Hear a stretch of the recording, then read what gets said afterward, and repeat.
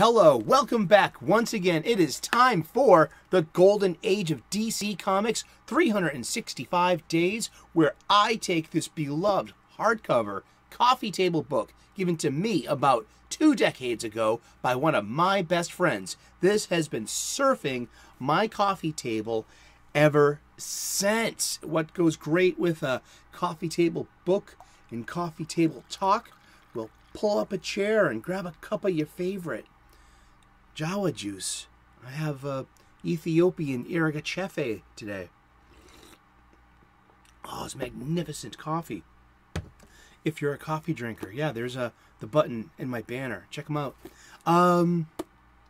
Yes, I use this book for its intended purpose. This is a 365 days book. I open up to today's date. We're going to look at some comic book art of an antediluvian age. Keep that in mind at all times. We're looking at the past, at history. And this is a 2004 Abrams publication. You can find the link in the description to the Amazon page where you can get your own copy. This has been curated and written by Chip Kidd, Les Daniels, and Geoff Spear. It's an Abrams, 2004 publication. Get your own copy. It will look great on your coffee table. You can play along at home, and it makes a great gift for a geek. I know. The golden age of DC Comics runs between 1938 and 1955. The silver age between 1956 and 1970. The bronze age, I'm a bronze age baby, run between 1970 and 1985. The copper age begins in 1985. I get these standards from this year's most current Overstreet price guide and its glossary mostly. And I think it's a good standard to have if we're going to talk about the ages of comic books, which we often do on my show here, and I'm looking forward to today's show. I also like to start the show off with something called the escapism caveat. It's about activism, and it's about escapism, and how they're both important, and they both serve a very vital role. I'm going to leave the video in the corner at the end of the show today. And I go to that well a lot, so I think it's best to move it to the end of the show, and it has its own dedicated episode. If you're interested, check it out. Like and subscribe. Turn on the notifications, ring that bell, make it rain. We are going to open up to today's date, which is August the 16th. And I hope you're having a great day, and I hope that you sincerely hope that you are clobbering your problems and not being clobbered by them. And I'm very grateful you are here talking comic books with me right now. If you love comic books as much as I do, then you have found the right show for you. And please put it in the comment section. You are part of this conversation as well. So let's get to it. It is August the 16th. And part of the show today, the other part I'm going to, it's part 2 of my comic book convention haul. I'm going to show you what I picked up at last weekend's Fan Expo Boston 2022, which was this past weekend, and I had a great time. I'll do my own video on that one too. Maybe I'll talk about it for the rest of the week as well. It'll be good to document these memories while they're still fresh. But let's get to today's episode. Shut up, Eric, and start talking. I wonder if this episode will be banned in Germany, quite literally, because we are looking at a villain from the World War II days. All right, when it was this guy is a German super being, and he's called Captain Nazi, and he wears on his chest the swastika. And there is actually a list of countries where that particular imagery in that context is illegal, including Germany. Germany has banned the swastika and any representations of it, but it gets harder and harder with media and pictures behind you, or the intent used. Actually, in Germany, this is from 2018. And Germany, this is from the BBC, Germany lifts total ban on Nazi symbols in video games. So imagine these shoot-'em-up video games like Call of Duty or Wolfenstein and the such, that if it's set in World War II, you couldn't fight the Nazis in Germany. It couldn't be sold as that. It had to be changed a bit. They would shave off Adolf Hitler's mustache, and then they would remove the swastika from the red armband and use like a different rune or something that they made up. But you know, quite well who that bad guy is. But let's get to it. This bad guy. It is August the 16th. This is art by Mac Rayboy. This is from Master Comics number 27, June of 1942. The United States are now in World War II. Captain Nazi. Oh yeah, let's look. All right, let's see if this if someone's watching in Germany, let me know if you can watch this video. Did it just go bonk or something? You know, will this video be banned in Germany? We'll find out, or we won't. Captain Nazi, one of the most memorable villains of the World War II era, looms as large as Big Ben, while searchlights flare in a story entitled The Battle of London. The character originally appeared in a Captain Marvel story in the pages of Whiz Comics, where he injured a kid named Freddie Freeman, who was transformed by Captain Marvel into Captain Marvel Jr. This was the start of a new series as the senior superhero shamelessly announced, "I'm going to send you into Master Comics to take care of Captain Nazi." This is a rare case of a bad guy inadvertently creating a major good guy. So yeah, Captain Nazi destroyed this boat with like Pops Freeman and his grandkid, Freddie. And because of that attack by Captain Nazi, Freddie was injured and he was disabled for the rest of his life. He had to use a cane and he struggled with his mobility. And people back then were a bit more cruel to people with ambulatory disabilities back in the past. The world was in a considerate place. It was. And yeah, so yeah, Captain Nazi. Let's read his wiki real quick. And then we'll get into some funny books. We're going to show you my stack. Captain Nazi is a Fawcett Comics and DC Comics supervillain, a rival of Captain Marvel and Captain Marvel Jr. As Baron Krieger, Captain Nazi made his first live-action appearance in a 2016 episode of Legends of Tomorrow. That's cool. Captain Nazi first appears in Master Comics number 21 of December of 1941. So if that's a cover date, that means the U.S. were months away from officially entering World War II. But the U.S. would not officially enter the European theater until D-Day in 1944. This is true. The super strong Captain Nazi was genetically altered by his scientist father and developed into the perfect specimen, which fits in quite well with the whole superiority thing that they had going over there, in order to fight for who and the Axis powers during World War II. He is given superhuman strength and stamina, and a special flying gas allows him to fly. He is sent to battle the American superheroes by the Nazi, after his powers is demonstrated to them by who. And why am I sidestepping this? I don't care. I think it's we're talking about the past. We're talking about World War II, and we're also talking about this character who has got a problematic name in the first place, especially in today's age.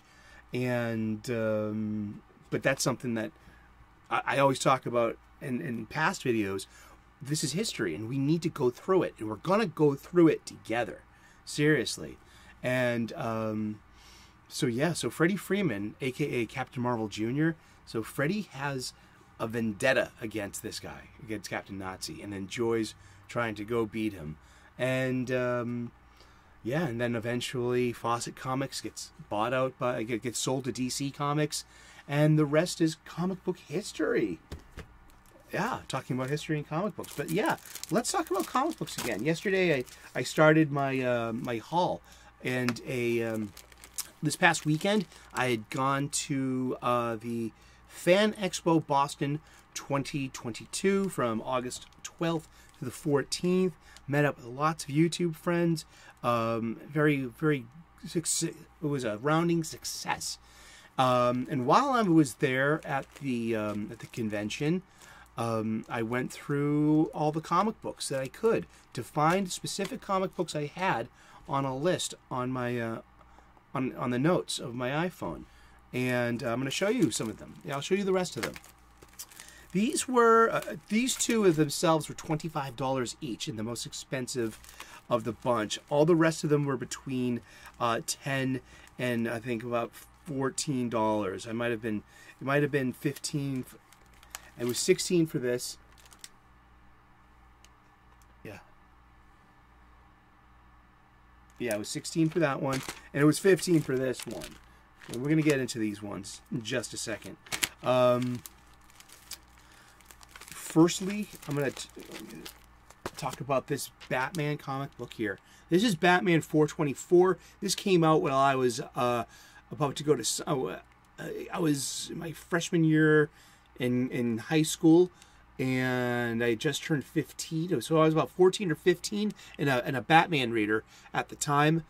This comic book is really awesome, and I remember fondly reading this as part of my my cabin mate's foot locker full of comic books. Muggs had brought his current stack of Batman, and this was part of it. And we read this all throughout summer camp of 1988. And I was 15 years old. And this is a really interesting one-shot issue. It's a single standalone.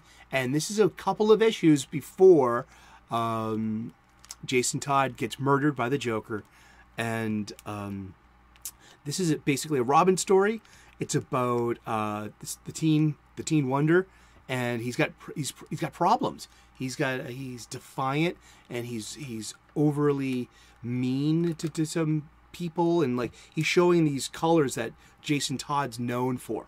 Okay, so this is Felipe. He's an ambassador's son and enjoys diplomatic immunity.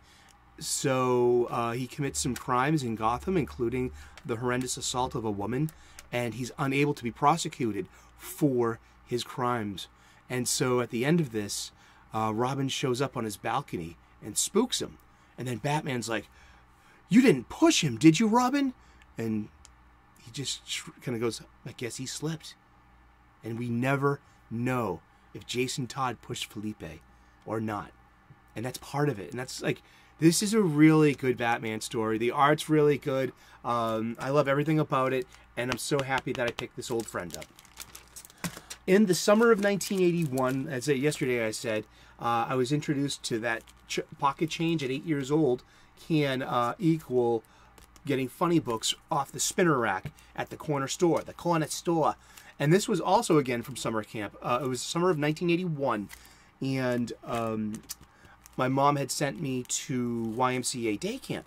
And I was 8 years old. I wouldn't be 9 until November.